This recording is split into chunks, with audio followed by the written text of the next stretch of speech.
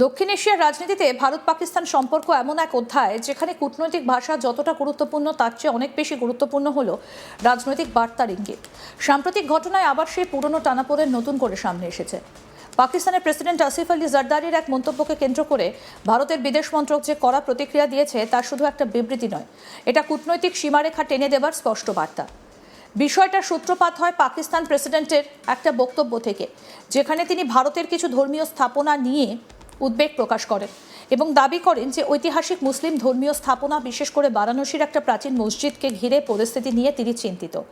তিনি ভারতীয় কর্তৃপক্ষকে আহ্বান জানান এই ধরনের পদক্ষেপ বন্ধ করার জন্য এবং সংখ্যালঘুদের অধিকার রক্ষার কথা বলেন।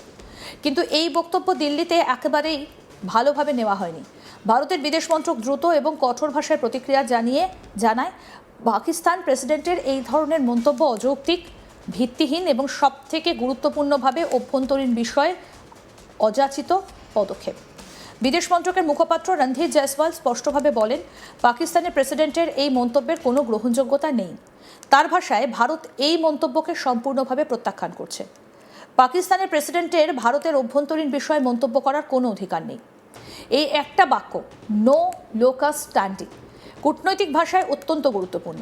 এর অর্থ খুব স্পষ্ট, যার কোনো আইনি বা রাজনৈতিক অধিকার নেই। তিনি এই বিষয়ে কথা বলার যোগ্য নন। আন্তর্জাতিক কূটনীতিতে এই শব্দবন্ধ ব্যবহার করা হয় যখন কোনো দেশ অন্য দেশের অভ্যন্তরীণ বিষয় নিয়ে মন্তব্য করে সীমা অতিক্রম করে। ভারতের প্রতিক্রিয়া এখানেই থেমে থাকেনি। বিদেশ মন্ত্রক আরও এক ধাপ এগিয়ে পাকিস্তানের মানবাধিকার পরিস্থিতিকে সামনে নিয়ে এসেছে। বলা হয়েছে, পাকিস্তানের নিজস্ব সংখ্যালঘুদের প্রতি আচরণ, ধর্মীয় সংখ্যালঘুদের ওপর অত্যাচার এবং মানবাধিকার লঙ্ঘনের ইতিহাস আন্তর্জাতিকভাবে সুপরিচিত। অর্থাৎ বার্তাটা শুধু প্রতিরক্ষামূলক নয়, বরং আক্রমণাত্মকও। ভারত বলতে চেয়েছে, যে দেশ নিজেই সংখ্যালঘু সুরক্ষার প্রশ্নে বারবার আন্তর্জাতিক সমালোচনার মুখে পড়ে, তার পক্ষ থেকে অন্য দেশের অভ্যন্তরীণ বিষয়ে মন্তব্য করা নৈতিকভাবে গ্রহণযোগ্য নয়। এই কূটনৈতিক সংঘাতের পেছনে শুধু একটা মন্তব্য নয়, বরং দীর্ঘদিনের আস্থাহীনতার ইতিহাস কাজ করছে। ভারত এবং পাকিস্তানের সম্পর্ক বহু দশক ধরে সীমান্ত সংঘাত, সন্ত্রাসবাদ, অভিযোগ, কূটনৈতিক টানাপোড়েন এবং পারস্পরিক অবিশ্বাসের ওপর দাঁড়িয়ে আছে। ফলে প্রতিটা মন্তব্যই এখানে কেবল বক্তব্য নয়, বরং একটা রাজনৈতিক বার্তা হিসেবে বিবেচিত হয়। পাকিস্তানের প্রেসিডেন্ট তার বক্তব্যে দাবি করেছেন যে ভারতের ঐতিহাসিক মুসলিম ধর্মীয় স্থাপনা নিয়ে উদ্বেগ রয়েছে এবং কিছু ক্ষেত্রে ধ্বংস বা হুমকির পরিস্থিতি তৈরি হচ্ছে। তিনি উদাহরণ হিসেবে বারাণসীর একটা প্রাচীন মসজিদের কথা উল্লেখ করেন এবং ভারতকে সতর্ক করেন যে এই ধরনের পদক্ষেপ সামাজিক অস্থিরতা তৈরি করতে পারে। কিন্তু ভারত এই পুরো যুক্তিকেই ভিত্তিহীন বলে উড়িয়ে দিয়েছে। দিল্লির অবস্থান দীর্ঘদিনের। ভারতের অভ্যন্তরীণ বিষয়, বিশেষ করে ধর্মীয় স্থাপনা, সংবিধান এবং প্রশাসনিক সিদ্ধান্ত সম্পূর্ণভাবে দেশের সার্বভৌম ক্ষমতার মধ্যে পড়ে। এখানেই কূটনৈতিক দ্বন্দ্বের মূল কেন্দ্র তৈরি হয়েছে। একদিকে পাকিস্তান নিজেকে সংখ্যালঘু অধিকারের রক্ষক হিসেবে তুলে ধরার চেষ্টা করছে, অন্যদিকে ভারত বলছে এটা সম্পূর্ণ রাজনৈতিক উদ্দেশ্য প্রণোদিত বক্তব্য, যার বাস্তবতার সঙ্গে কোনো সম্পর্ক নেই। এই ধরনের পরিস্থিতিতে আন্তর্জাতিক রাজনীতির একটা গুরুত্বপূর্ণ প্রশ্ন সামনে আসে। কোন পর্যায়ে একটা দেশের মন্তব্য আর মতামত থাকে না, বরং তা হস্তক্ষেপ হিসেবে গণ্য হয়। ভারতের অবস্থান খুব স্পষ্ট, সীমারেখা অতিক্রম করলেই তা গ্রহণযোগ্য নয়। বিদেশ মন্ত্রকের বিবৃতিতে পাকিস্তানের মানবাধিকার রেকর্ড নিয়ে যে মন্তব্য করা হয়েছে সেটাও কূটনৈতিকভাবে গুরুত্বপূর্ণ। ভারত সরাসরি বলেছে, পাকিস্তানের সংখ্যালঘুদের প্রতি আচরণ দীর্ঘদিন ধরে আন্তর্জাতিক সমালোচনার বিষয়। এটা শুধু পাল্টা আক্রমণ নয়, বরং একটা কৌশলগত অবস্থান, যেখানে প্রতিপক্ষকে নৈতিক উচ্চতায় দাঁড়াতে দেওয়া হয় না। দক্ষিণ এশিয়ার কূটনীতিতে এই ধরনের মিরর ডিপ্লোমেসি নতুন নয়। একটা দেশ অন্য দেশের মানবাধিকার বা অভ্যন্তরীণ বিষয়ে মন্তব্য করলে পাল্টা সেই দেশের অভ্যন্তরীণ দুর্বলতা তুলে ধরা হয়। এর মাধ্যমে বার্তা দেওয়া হয়, সমালোচনা করার আগে নিজের ঘর সামলাও। তবে এই ঘটনার আরেকটা গুরুত্বপূর্ণ দিক হলো এর সময়কাল। আন্তর্জাতিক রাজনীতিতে সময় সবসময় গুরুত্বপূর্ণ। এই ধরনের মন্তব্য এবং পাল্টা প্রতিক্রিয়া এমন এক সময় এসেছে যখন বিশ্ব রাজনীতিতে মধ্যপ্রাচ্য, এশিয়া এবং দক্ষিণ এশিয়ার কৌশলগত গুরুত্ব বাড়ছে।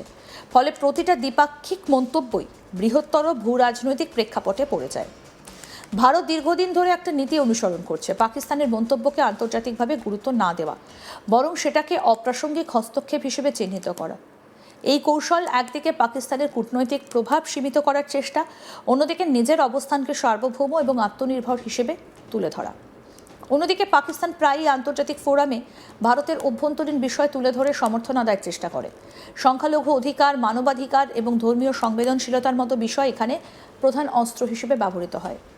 এই দ্বন্দ্বের ফলে বাস্তবে কোনো সমাধান তৈরি হয় না, বরং কূটনৈতিক দূরত্ব আরও বাড়ে।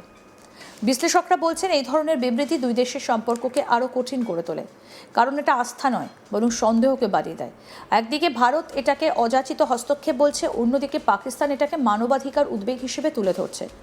কিন্তু বাস্তবতা হলো, দুই দেশই নিজেদের অবস্থানে অনড়, ফলে সংলাপের জায়গা ক্রমশ সংকুচিত হচ্ছে।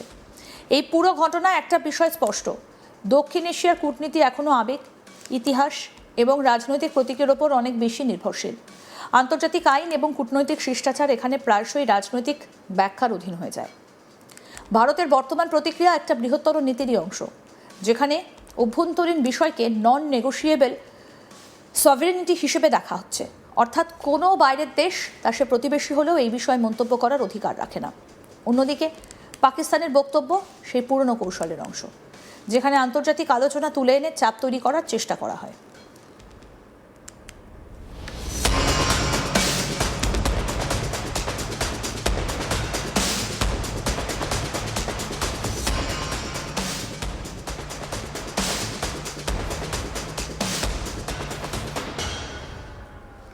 এই দুই অবস্থানের সংঘর্ষই দক্ষিণ এশিয়ার কূটনীতিকে বারবার জটিল করে তোলে। শেষ পর্যন্ত এই ঘটনার সবথেকে বড় বার্তা সম্ভবত একটাই: ভারত পাকিস্তান সম্পর্ক এখনো এমন এক পর্যায়ে রয়েছে যেখানে একটা মন্তব্য কূটনৈতিক উত্তেজনা তৈরি করতে পারে। আর সেই উত্তেজনা শুধু দুই দেশের মধ্যে সীমাবদ্ধ থাকে না, বরং আন্তর্জাতিক মঞ্চেও প্রতিফলিত হয়। নো লুকাস স্ট্যান্ডি, এই ছোট্ট কূটনৈতিক বাক্যটি তাই শুধু একটা প্রতিক্রিয়া নয়, এটা একটা স্পষ্ট সীমারেখা, যা বলে দেয় কোন কথা কোথায় থেমে যাবে আর কোনটা কূটনৈতিক সংঘাতে পরিণত হবে।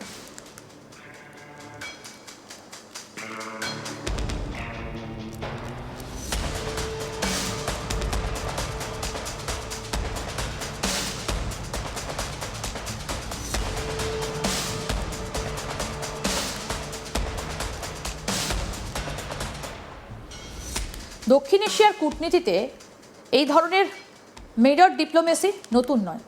একটা দেশ অন্য দেশের মানবাধিকার বা অভ্যন্তরীণ বিষয়ে মন্তব্য করলে পাল্টা সেই দেশের অভ্যন্তরীণ দুর্বলতা তুলে ধরা হয়। এর মাধ্যমে বার্তা দেওয়া হয়, সমালোচনা করার আগে নিজের ঘর সামলাও। এই ঘটনার আরেকটা গুরুত্বপূর্ণ দিক হলো এর সময়কাল। আন্তর্জাতিক রাজনীতিতে সময় সবসময় গুরুত্বপূর্ণ। এই ধরনের মন্তব্য এবং পাল্টা প্রতিক্রিয়া এমন একটা সময় এসেছে যখন বিশ্ব রাজনীতিতে মধ্যপ্রাচ্য, এশিয়া এবং দক্ষিণ এশিয়ার কৌশলগত গুরুত্ব বাড়ছে। ফলে প্রতিটা দ্বিপাক্ষিক মন্তব্যই বৃহত্তর ভূ রাজনৈতিক প্রেক্ষাপটে পড়ে যায়।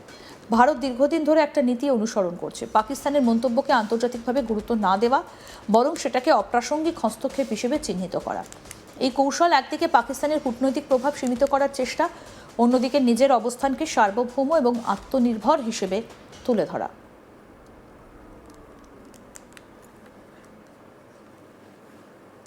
আরও আপডেট পেতে দেখতে থাকুন আজ তাক বাংলা, সাবস্ক্রাইব করুন।